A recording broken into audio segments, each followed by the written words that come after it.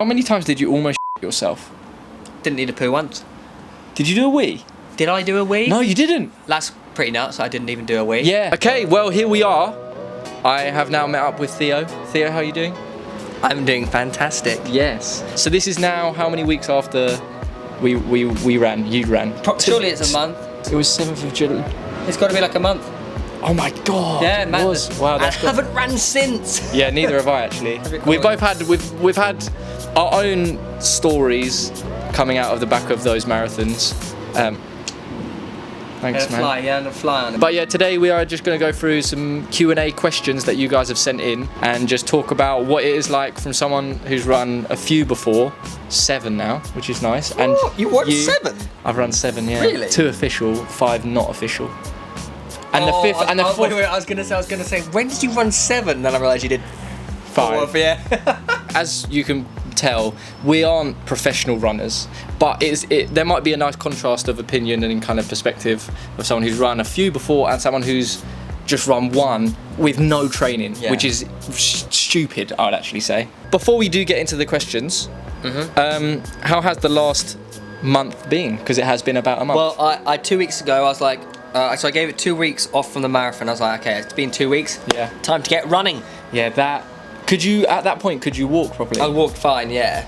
So I went out for the run. Within a kilometre, I was like, this is excruciating. Your knee, right? Yeah, it's my right knee, yeah. There's no point in me carrying on. Like, what's the point? So I just walked home. I had a steroid injection in my knee in November. And they were like, yeah, it's going to last like 6 to 12 months. They're like, yeah, don't go crazy. You'll be fine, but don't go crazy. Yeah. Probably shouldn't have ran the marathon. But at the moment, we haven't got into the questions yet. You're probably, if you are watching this and considering marathons, you're probably thinking that is the worst idea possible because it seems like it's horrible. But it's actually fun. Marathons are really cool, Did you get a lot of? I had a lot of messages saying, you've inspired me to go do stuff. And everyone's just gone out and run stuff. Yeah, it's amazing, isn't it? Yeah. I think as well, if people see you running, and like, you know, when we put it on Strava and stuff like that, it's like 2 people who aren't, you know, we're not slobs, but we're not like prime athletes. No, definitely to go out there and do that, I think it does give people a lot of confidence because it's like we're normal people. Yeah. Just do it. Yeah. It's actually not that hard. Speaking of which, follow me on Strava, Theo Baker. Yeah. I believe my profile picture's me and Bellerin. Yeah, look, it's me and Bellerin. That's our profile picture. Oh, wow, he looks so young. He actually looks like me. Did you see all the comments in my video? Yeah. If you go on Theo's video that he made on his full marathon experience, half of the comments are like, why are you running with Bellerin? Right, so shall we get into the questions? Hit me with that fiddle stick. I mean, Daniel Spice, one of them was just, how are you both feeling like a week after it? We sort of just answered it. We were both kind of in pieces. Yeah. So we did it on the Friday? Was it Thursday? Thursday. Yeah. And I spoke to Reeve, who had just done his cycle, yeah. And I was like to him, like, over the weekend, I'll be fine, I'll eat whatever I want. And then come Monday, I'll be eating back to normal. Yeah. He says, no, you won't. Like, for the whole week, the entire week, the diet went out the window. Really? Why? I don't know, I just felt like I had to consume everything and anything. Ali, the first one. Best running shoes for running on a hard surface. We don't really know because we're not experts, but the best running shoes that I'm gonna. You have to get them. Yeah. Hang on. I think I can tell what shoes he's going to bring out because I have the same ones but in green. Oh no, not them. Oh, I wasn't expecting that. What were you gonna? I thought you were just going to come out with the Kipchoge's. No. Okay. The big mistake I feel like I made was wearing the Kipchoge's for the marathon. First time. This is the first time I ever wore it, okay? Now, ever since switching to the React, the Infinity Run, which they advertise as like helps reduce injuries. Yeah. Look, this isn't a sponsored thing. I'm telling you, ever since I put these on, I ran and I had no injuries. Going forward, I will be running in these. Okay. Are they quite heavy compared to those? Yeah, feel them. Oh, they're not even that heavy. If I was going to go out and try and do a 5k PB, I'd wear these. See, I wouldn't. So I'd wear these. What? Why? Because I feel these are sturdier. Oh, because you know those are so bouncy. Yeah. I feel like because the sole is so big and these are a bit wider, so when I'm running a 5k and I'm really going for it, I'm less stable. I felt like during the marathon wearing these was a silly idea because you didn't need to go fast.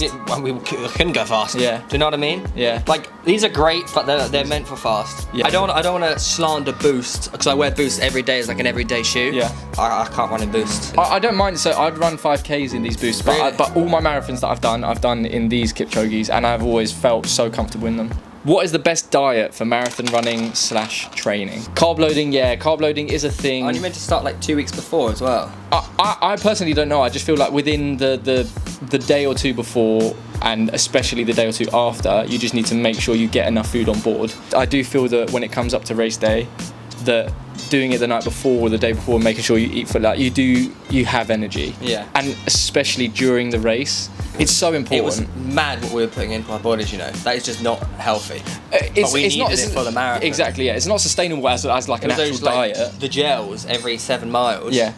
The gels, so there's like the carby gels and the isolate gels, so it's got loads of the good like salts and nutrients and stuff that you need. So this is the thing with marathons. The more you run, the more your body just goes to its core functions, which at the moment is pumping blood to your legs and keeping your heart going. That's basically, and your lungs. That's why you told me to start the gels early, so your body's used to it. Yeah, and also because if you front load your gels and your food, it's when your digestive system is still working properly. Yeah. Even though you might not be thirsty and you might not be hungry at the start because you've obviously been fueling before, you still need to do it because you can digest it. I remember at the end, I was starving. When we got to Hyde Park, that last loop, it was like 22, 23 miles. Yeah. Give me Jaffa cakes. You were smashing the Jaffa cakes. The night before, I had salmon, rice, broccoli. Did you not get stitch? I usually do, but I just didn't. Just don't eat like just before the race because you probably will get a stitch for the beginning. And eat early enough before. It doesn't matter too much. Like, we're not elite marathon runners going for world records. Like, you're gonna get through it no matter what. Yeah, exactly. Just make sure you eat enough is what I'd say. Yeah. As a 16-year-old, how would you recommend preparing for a marathon? When you train for a marathon, you're not necessarily training your cardio. You're training your body to be put through that pain.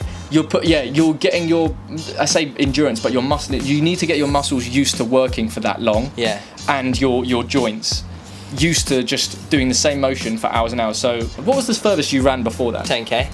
Literally 10k, which is 7 miles, right? If you 2 months before started running 7 miles and then you started running 8 miles on a weekend. Don't they say you're meant to do up to like 20 miles 2 weeks before? Yeah. Don't go above like 20, 21. 2-3 weeks before, yeah. So but because once you go into 20 miles, like you're in agony. Yeah. So you know, like the next 5 miles. You are in agony, but if you have trained, you're not. Yeah. So unless you're really going for a time. So when I did my best time, which was last November, that I properly trained. My training was really good, and then my biggest run was like 21 miles. And then I did the marathon and I ran like my best ever time. But that 21 miles... That 21 miles was painful, but not so much so that... How long did it take you to recover from that? No, like next day were you unable to walk? No. I was shooting. Like... I was on my US trip, so I was like filming the next day, walking about. So that's interesting because like...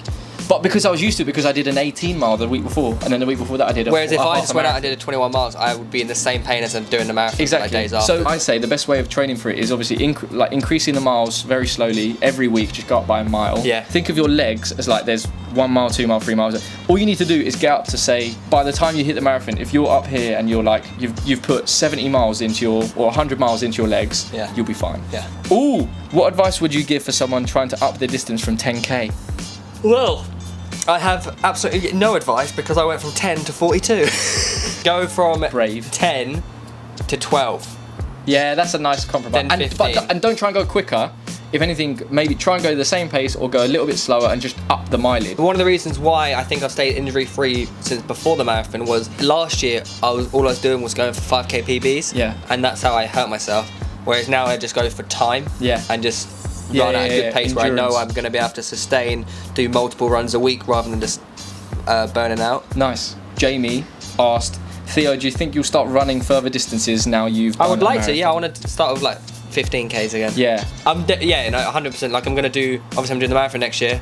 I'm going to do loads more Tough Mudders, and obviously I'm doing a lot of cycling, which I love because there's no impact on your knees. Yeah. You can just go forever. It's really nice. And then in November I'm doing a 100km walk. Legend. That'd be alright. Well, you got loads planned then. Yeah. No, ever since doing the marathon, I'm like, fitness. I want to do loads. So this isn't one of the questions. This is just me personally, right? 1, did you ever think you would do a marathon? Yes. And 2, how has that changed your mentality having done it? How has that changed your mentality, how you viewed running that far and fitness? Mate, I couldn't believe how far it was. Marathon, but like now I've done it, now I want to do more. Yeah. Like now I know like I can do anything. Yeah. It is that mental barrier, I think. Or not even a mental barrier, but it's like the unknown. Yeah. Like I've done a Tough Mudder before, but now I just want to do all of them. Yeah. All of them. And you're, so fun. I'm guessing you're much more confident now that you could actually do them. Yeah, and with the one proper and the training. one I did is a similar to this marathon. A, I did no training. Yeah. B, I was pumped with diazepam, naproxen, I don't even know what those hardcore things painkillers. Okay. So I didn't know what was, because I had a trapped nerve in my rib. are. Is it like a broken rib? I'd say it's worse. I've broken my rib before. Like, it's worse. Mate, I cannot describe the pain of trapped nerve. I guess you can't even move because it's constantly. You can't breathe. And because of that, because I was in so much pain and the painkillers, I couldn't eat before the Tough Mudder. So I actually want to do one where I can go for it, you know what I mean? Okay, tips for running 5k for a short distance sprinter and apps for running. Strava. The app, yeah, Strava. But get yourself an Apple Watch or a running watch. Yeah, because it does help, yeah. It's not accurate. Yeah, it's not. You can now link your Apple runs to Strava.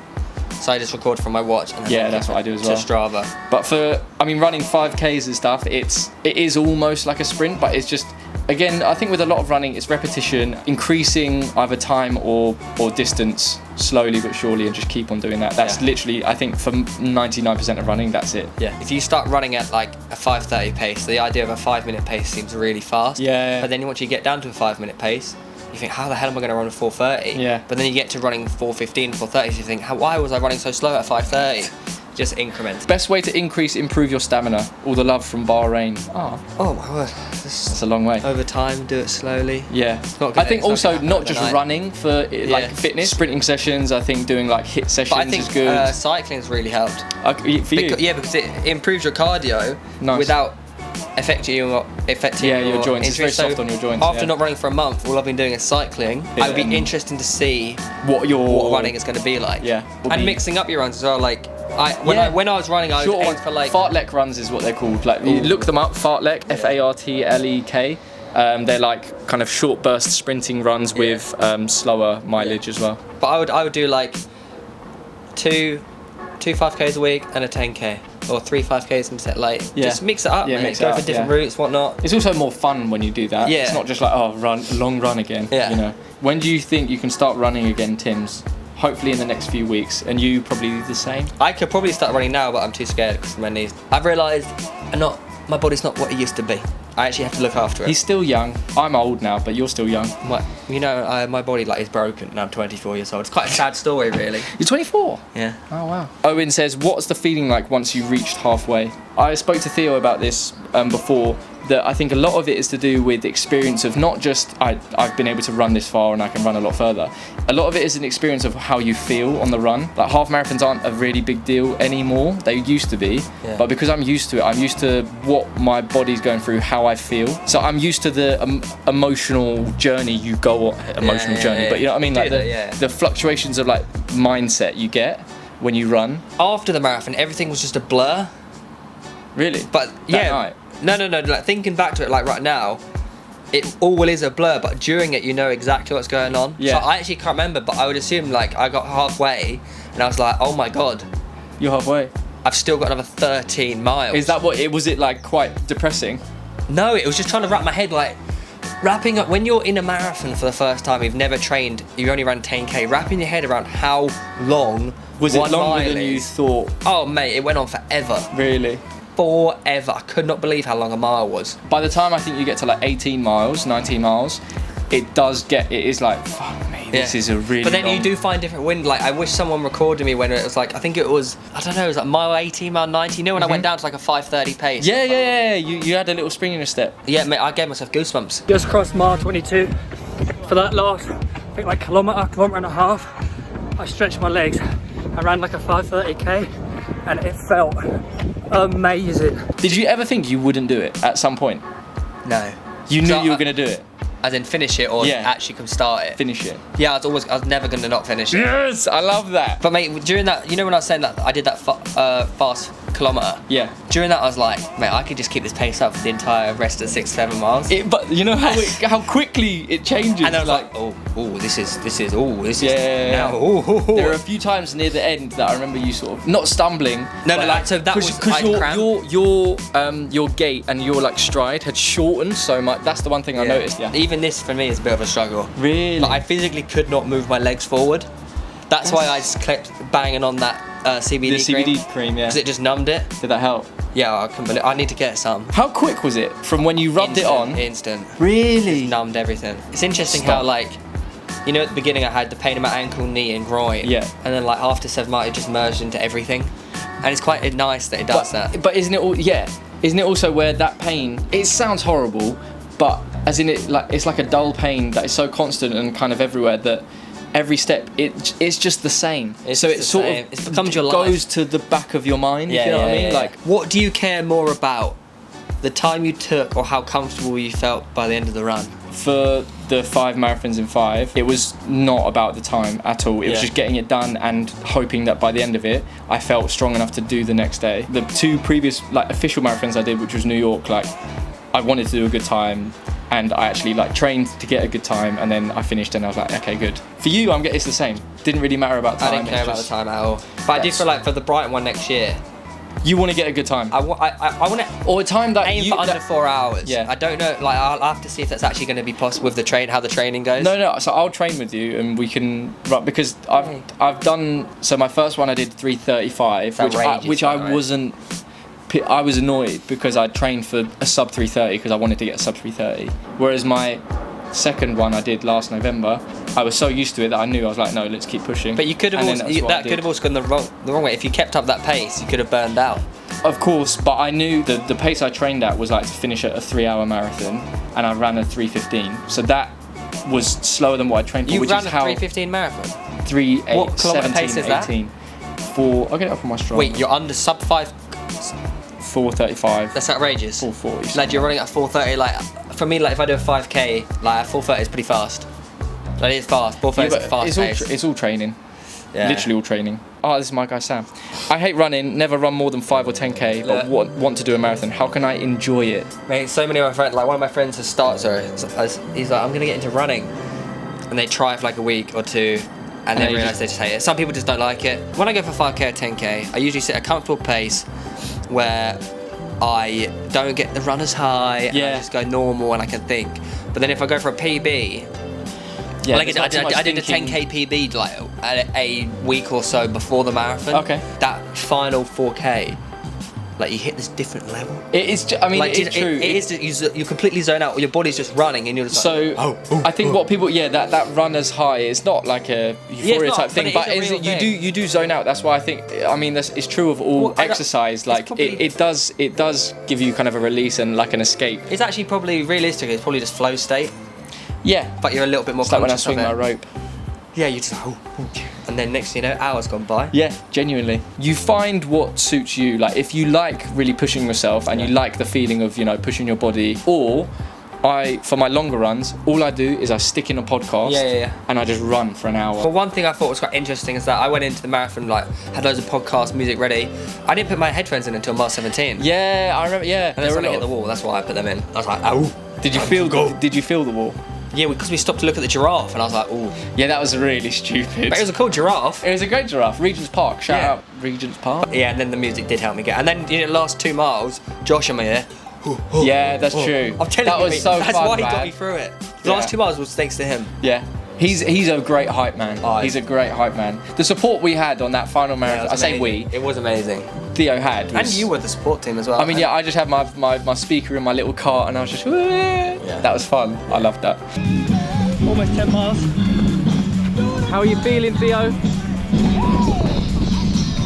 I guess we can ask that. Jenna says, was your first marathon harder than you expected or easier? I don't know. I knew it was going to be hard, but I don't know if it was harder or easier than I thought. Because I just don't know. Because I had no idea what it was going to be. Did you think it was going to be as painful as it was? I knew it was going to be painful.